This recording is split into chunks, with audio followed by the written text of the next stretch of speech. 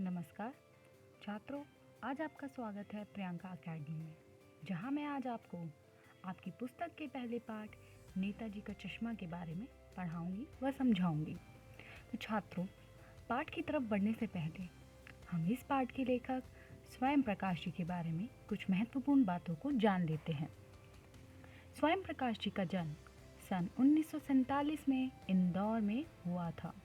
वे वसुधा नामक पत्रिका के संपादन कार्य से भी जुड़े हैं। छात्रों, मैं पत्रिका बता दूं, जिसको आप इंग्लिश में मैगज़ीन भी कहते हो, ऐसे ही हिंदी साहित्य में एक वसुधा नामक मैगज़ीन है, जिसमें जो भी लेखक होते हैं वो अपनी रचनाओं को उसमें सम्मिलित करते हैं। मैगज़ीन जिस प्रकार अलग अलग होती हैं, उसी प्रकार हिंदी साहित्य में भी अलग अलग तरह की पत्रिकाएँ होती हैं। उनकी साहित्यिक सेवाओं के लिए उन्हें पहल सम्मान, वनमाली पुरस्कार, राजस्थान साहित्य अकादमी जैसे पुरस्कारों से सम्मानित किया जा चुका है। ये जितने भी सम्मान हैं, ये सारे हिंदी भाषा से जुड़े हुए हैं।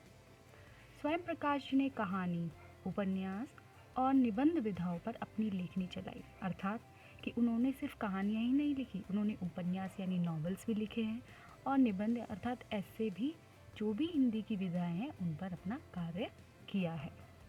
स्वयं प्रकाश जी मध्य वर्गीय अर्थात मिडिल क्लास जीवन के पक्षधर है, यानी फेवर करते हैं, यानी उनके दुख दर्दों को, उनकी परेशानियों को वो समझते हैं। उनकी कहानियों में वर्ग शोषण के विरुद्ध चेतना है। वर्ग शोषण यानी जो जात पात के आधार पर लोगों पर, अमीरी गरीबी के आधार पर लोगों के साथ भेदभाव किया जाता है, वो उनके विरोध में है और अपनी रचनाओं में उन चीज़ों को वो प्रस्तुत करते हैं। उनकी भाषा आम बोलचाल की खड़ी बोली है। आम बोलचाल की खड़ी बोली जो दिल्ली में प्रयोग की जाती है। खड़ी बोली छात्रों उसे कहा जाता है जिसमें हम हिंदी भी प्रयोग कर रहे हैं, साथ में इंग्लिश भी शब्द आ जाते हैं, उर्दू के भी शब्दों का हम कई बार प्रयोग कर लेते हैं, तो वो हमारी खड़ी बोली होती है। आम बोलचाल यानी जो लोग आसानी से समझ सके, ऐसी भाषा का उन्होंने प्रयोग किया अपनी रचनाओं में। अब जैसा कि पाठ के शीर्षक से ही मालूम होता है कि यहाँ नेताजी के चश्मे के बारे में बात हो रही है, तो अब हम छात्रों प्रश्न यह उठाते हैं कि नेताजी आखिर कौन है। बिल्कुल सही अंदाज़ा लगाया आप लोगों ने छात्रों।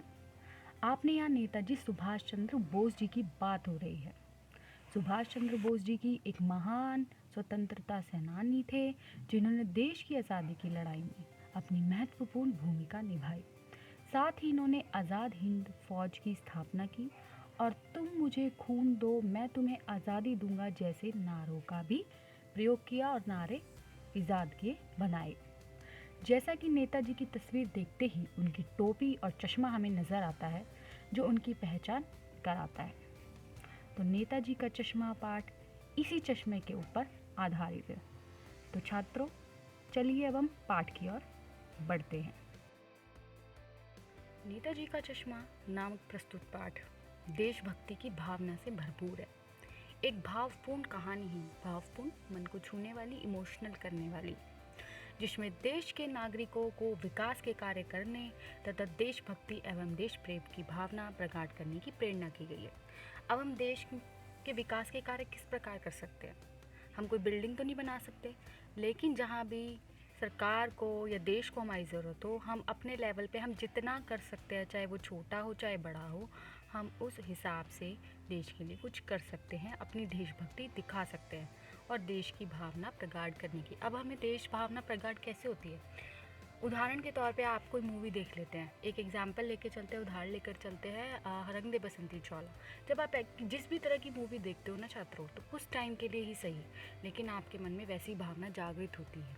चाहे आप देशभक्ति की मूवी देख लो, चाहे वो 5 मिनट के लिए हो, लेकिन आपके मन में उस टाइम देशभक्ति की भावना जागृत होगी और आपको एक प्रेरणा मिलेगी। तो जो ये लेखक वगैरह होते हैं, जो लेखक होते हैं, साहित्यकार होते हैं, रचनाकार होते हैं, ये भी इस तरह की रचना कर लोगों में देशभक्ति की भावना जागृत करने का प्रेरणा आप लोगों को देते हैं। अब इस कहानी में कैप्टन चश्मे वाले के माध्यम से देश के करोड़ों लोगों के देशभक्तिपूर्ण योगदान को उभारा गया है, जो अपने अपने तरीके से देश प्रेम तो करते हैं, परंतु वे पर्दे के पीछे रह जाते हैं। यानी जहाँ जो कैप्टन है, इस पाठ में एक कैरेक्टर है, एक पात्र है जिसका नाम कैप्टन है चश्मे वाला। बाद में मैं आपको बताऊंगी कि उसको कैप्टन चश्मे वाला क्यों कहा जाता है। तो वो अपने तरीके से देशभक्ति दिखा रहा है, पर उसकी देशभक्ति इतनी उभर के सामने नहीं आ पा रही है और वो पर्दे के पीछे छिप रहा है। यानी अपने तरीके से वो जितने भी छोटे तरीके से दिखा रहा हो, पर वो देशभक्ति दिखा रहा है। कहानी के अनुसार केवल बड़ों में नहीं, बल्कि बच्चों अर्थात आने वाली पीढ़ी में भी देश प्रेम तथा देशभक्ति की भावना जो है वो कूट कूट कर भरी हुई है, परंतु उसे प्रदर्शित करने का उनका अपना अलग अलग अंदाज है और सबका अपना तरीका होता है। हम कई तरीके से अपनी देशभक्ति दिखा सकते हैं। हम कोई मूवी बना सकते हैं, हम कोई प्ले कर सकते हैं, या हम नेचर के लिए भी कुछ कर रहे हैं, या स्कूल में या कहीं भी कुछ भी आप लोग करते हो, आप अपने तरीके से अपनी देशभक्ति को दिखा सकते हो। अब हम शुरू करते हैं। कहानी में एक कस्बा था। कस्बा कहा जाता है जो गांव से बड़ा, शहर से छोटा होता है। कहानी में एक कस्बा था। कस्बा बहुत बड़ा नहीं था। कुछ ही पक्के मकान थे। कुछ ही पक्के मकान यानी जो जितने भी वहाँ मकान थे सारे ईंट पत्थर के नहीं थे, कुछ वैसे मिट्टी वगैरह से भी बने हुए थे। एक बाज़ार था, एक मार्केट था, लड़कों और लड़कियों का एक एक स्कूल, सीमेंट का छोटा सा कारखाना और लड़के लड़कियों के स्कूल बने हुए थे। एक छोटी सी फैक्ट्री थी सीमेंट की बनी हुई।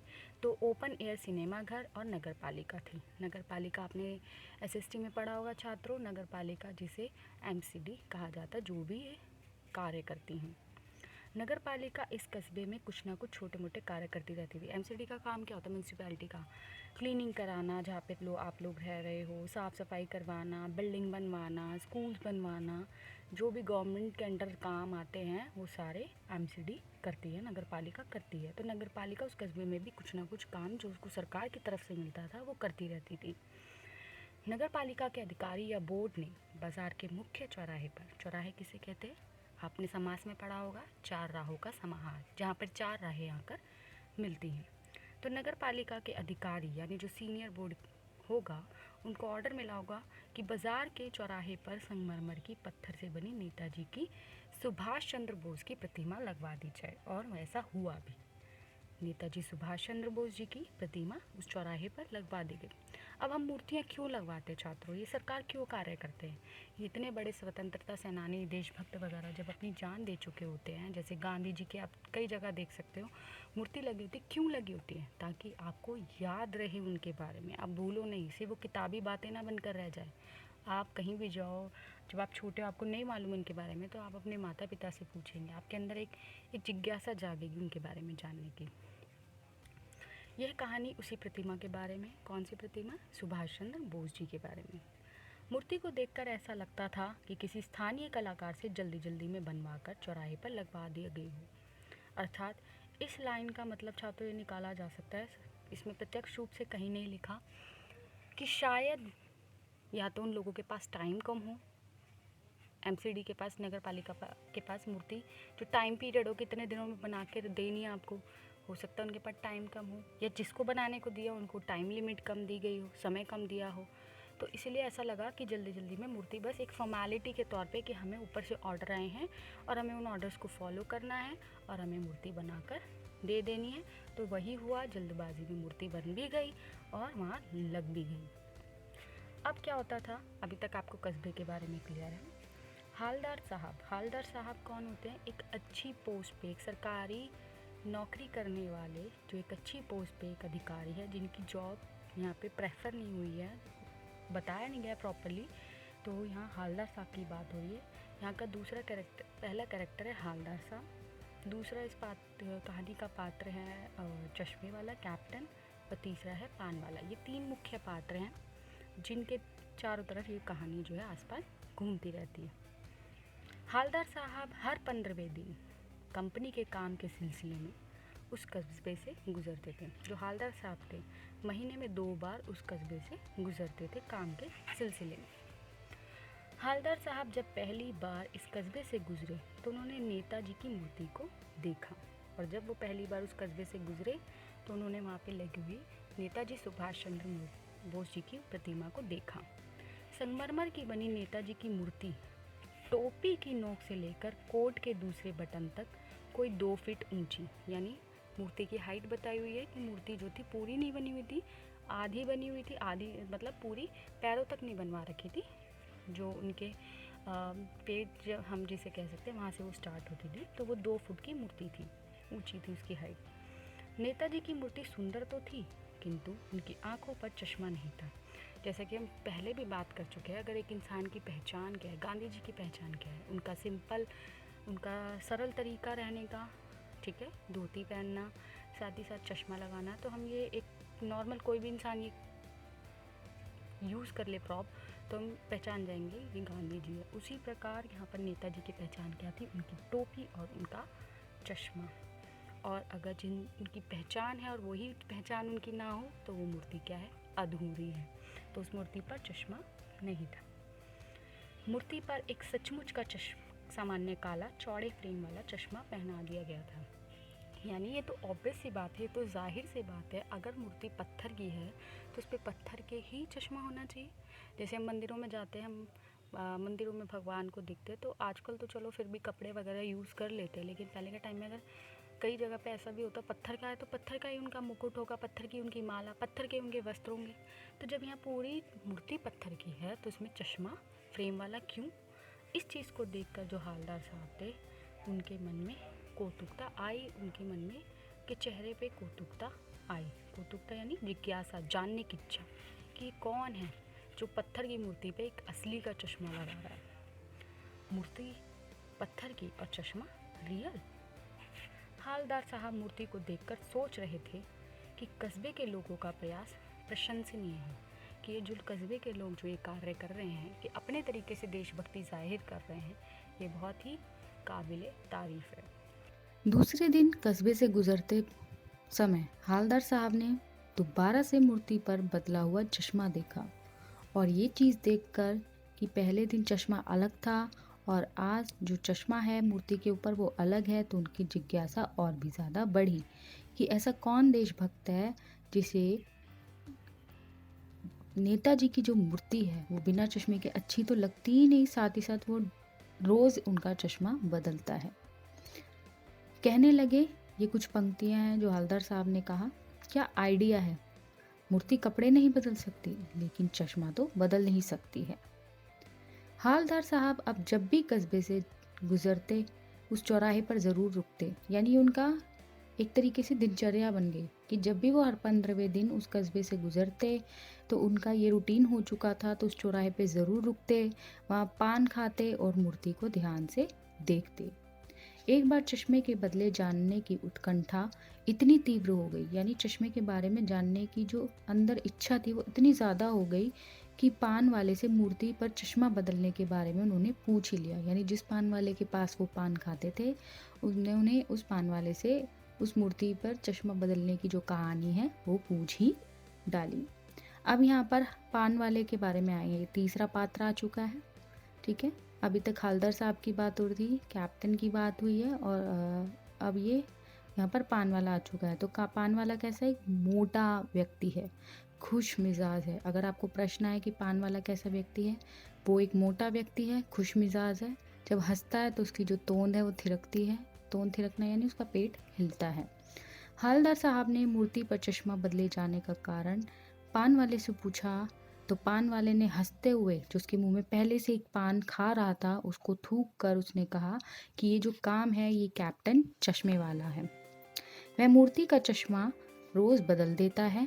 कोई ग्राहक मूर्ति पर लगे चश्मे जैसा चश्मा मांग करता है, और अगर वैसा चश्मा कैप्टन के पास ना हो तो वह मूर्ति पर लगे चश्मे को बेच देता है और मूर्ति पर दूसरा चश्मा लगा देता है।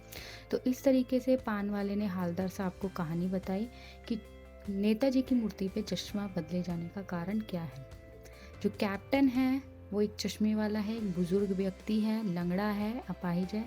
कैप्टन सिर्फ उसकी देशभक्ति के जज्बे की वजह से उसे कैप्टन कहा जाता है, वरना वो कोई स्वतंत्रता सेनानी, भूतपूर्व स्वतंत्रता सेनानी नहीं रह चुका है। उसको उसकी देशभक्ति की वजह से लोग उसको कैप्टन कहते हैं। तो जो वो कैप्टन चश्मे वाला, वो चश्मे बेचने का काम करता है। उसमें भी उसकी कोई दुकान नहीं है, वो साथ ही में एक लकड़ी पे मतलब चश्मे लटका के अपना एक स्टॉल साथ के साथ लेके चलता है, उस पर चश्मे बेचता है। अब उसको नेताजी की जो मूर्ति है वो बिना चश्मे के अच्छी नहीं लगती, तो वो क्या करता है, अपने चश्मे में से एक चश्मा नेताजी को लगा देता है। अगर किसी ग्राहक को, किसी कस्टमर को वैसा ही नेताजी की मूर्ति पे लगा जैसा चश्मा चाहिए, तो अगर कैप्टन के पास वो चश्मा नहीं है तो वो नेताजी की मूर्ति पे से वो चश्मा उतार के उस ग्राहक को बेच देता है और नेताजी की मूर्ति पे जो दूसरा चश्मा चढ़ा देता है, यानी उनकी जो मूर्ति है वो बिना चश्मे के रहने नहीं देता है। तो ये उसकी एक देशभक्ति है जो अपने तरीके से वो जाहिर कर रहा है कि उसको बिना चश्मे की मूर्ति नेताजी की आहत करती है, उसको अच्छी नहीं लगती। आगे चलते हैं दोस्तों। तब हालदार साहब को मूर्ति का चश्मा बदल जाने का कारण पता चल गया कि ये कौन कम करता है। लेकिन अगर कोई ग्राहक वैसे ही चश्मा मांगता है, और आगे चल के कैप्टन क्या करता है, कैप्टन जब मूर्ति से चश्मा उतारता है तो वो मूर्ति से क्षमा भी मांगता है कि मुझे माफ़ कर दीजिए, मैं आपका चश्मा उतार कर अपने ग्राहक को दे रहा हूँ और आपको दूसरे फ्रेम वाला चश्मा। मतलब मूर्ति तो ये चीज़ें समझ नहीं सकती, पर ये चीज़ उसके दिल को एक तसल्ली देती है कि वो जो काम कर रहा है उसके लिए वो क्षमा मांगता है। हालदार साहब ने पान वाले से फिर पूछा कि नेताजी का ओरिजिनल चश्मा कहाँ गया। और जब हालदार साहब ने पान वाले से पूछा कि मूर्ति का असली चश्मा कहाँ है, कि अगर पत्थर की मूर्ति है तो मूर्ति पर पत्थर का ही चश्मा होना चाहिए, तो पान वाले ने हालदार साहब को कारण बताया कि जो मूर्ति बनाई गई है इकलौते high school master drawing master Motilal ji से बनवाई गई है। उनके पास टाइम कम था, समय कम था, उन्होंने जल्दबाजी में मूर्ति बना कर देने का वादा किया और इस जल्दबाजी में वो मूर्ति का चश्मा बनाना भूल गए, और जल्दबाजी यानी टाइम पीरियड समय अवधि कम होने की वजह से भी उन्होंने जल्दी जल्दी मूर्ति बनाकर दे दी। शायद उनका इंटरेस्ट भी नहीं होगा, रुचि भी नहीं होगी। कोई काम अरुचि से किया जाता है ना छात्रों, तो वो कभी भी अच्छा नहीं हो सकता, और कोई काम आप इंटरेस्ट से करोगे, रुचि के साथ करोगे, तो वो बहुत अच्छे से होता है। तो मोतीलाल नेहरू पे भी एक प्रेशर डाल दिया, एक उनके ऊपर बोझ डाल दिया कि आपको ही बनानी पड़ेगी मूर्ति। तो उन्होंने ये काम अरुचि से किया, क्योंकि वो एक ड्राइंग मास्टर है, वो कोई एक मूर्ति बनाने वाले कलाकार नहीं है, फिर भी उन्होंने बना दी। और जल्दबाजी में शायद वो चश्मे पे मूर्ति पे चश्मा लगाना भूल गए होंगे। ये कारण पान वाले ने हालदार साहब को बताया। हालदार साहब ने पान वाले से कैप्टन के बारे में फिर पूछा कि क्या कैप्टन चश्मे वाला नेताजी का कोई साथी है या आज़ाद हिंद फौज का भूतपूर्व सिपाही है। आगे चल के नेता जो हालदार साहब है वो यही पूछ रहे हैं कि जो कैप्टन है कोई नेताजी के साथ उनकी फ़ौज में रह चुका है क्या। तो पान वाले ने बताया कि ये तो हम उसको मजाक में कैप्टन बोलते हैं, वो असली में कोई कैप्टन नहीं है। वो तो एक बूढ़ा सा मरियल सा लंगड़ा, सिर पर गांधी टोपी, आंखों पे काला चश्मा लगाए हुए, हाथ में एक छोटी सी संदूकनी यानी ब्रीफ केस टाइप, दूसरे हाथ में बांस पर टंगे चश्मे का फ्रेम लिए कैप्टन है। मतलब एक बूढ़ा व्यक्ति है। उसने उनके चरित्र के बारे में बताया। अगर आपको पेपर में आता है या आपसे पूछा जाता है कि कैप्टन कैसा था, तो आप ये सारी चीज़ें लिख सकते हैं। 2 साल तक हालदार साहब का यही रूटीन चलता रहा। वह हर 15वें दिन उस कस्बे में आते, उस चौराहे पर रुकते, पान खाते, मूर्ति को निहारते, थोड़ी बहुत पान वाले से बातचीत करते कैप्टन के बारे में। 2 साल तक यही सिलसिला चलता रहा, चश्मे देखते बदलते हुए। अचानक से एक दिन उन्होंने उस मूर्ति पर चश्मा नहीं देखा, तो उन्होंने पान वाले से पूछा कि आज नेताजी की आंखों पर चश्मा क्यों नहीं है, क्या बात है। तो पान वाले के अब यहाँ पे नेचर के बारे में, उसके व्यवहार के बारे में बताया जा रहा है, उसके स्वभाव के बारे में, कि उसने उदास होकर आंसू पोंछते हुए बोला कि साहब कैप्टन मर गया, क्योंकि जो चश्मा बदलने का काम था कैप्टन करता था, अब वो नहीं रहा, तो अब ये चश्मे बदलने का काम कौन करेगा। वो चुपचाप जीप में बैठे, अपनी गाड़ी में बैठे, कौन, हालदार साहब, और उन्होंने कुछ भी नहीं बोला और वहाँ से रवाना हो गए। यानी उनके मन में अब एक ये बेचैनी भी थी कि जो एक व्यक्ति बेचारा देशभक्ति अपनी जाहिर कर रहा था वो भी अब इस दुनिया में नहीं रहा, अब नेताजी की मूर्ति पे चश्मा कौन बदलेगा। और उन्होंने ये निर्णय ले लिया कि अब वो उस चौराहे पर नहीं रुकेंगे, ना वहाँ पान खाएंगे और ना ही मूर्ति की तरफ देखेंगे, क्योंकि उनको पता था कि अब वो अगर नेताजी की मूर्ति को बिना चश्मे के देखेंगे तो अब उनको वो अच्छा नहीं लगेगा। और उन्होंने अपने ड्राइवर को भी बोल दिया कि अब हम उस कस्बे से गुजरे तो गाड़ी मत रोकना। परंतु जब दोबारा 15वां दिन आया और हालदार साहब को वहाँ से गुजरना था, तो हालदार साहब आदत से मजबूर थे। उन्होंने आते ही मूर्ति की और उनकी जो आंखें थी वो उठ गई। उन्होंने ड्राइवर को हिदायत दे दी थी कि गाड़ी मत रोकना पहले, ठीक है, अब गाड़ी फुल स्पीड में चल गई। पहले तो क्या होता था, ड्राइवर को मालूम होता था कि गाड़ी वहाँ पे रोकनी है, तो वो रोक देता था बिना बोले। लेकिन अब उनको हिदायत मिलती ड्राइवर को कि आपको गाड़ी नहीं रोकनी।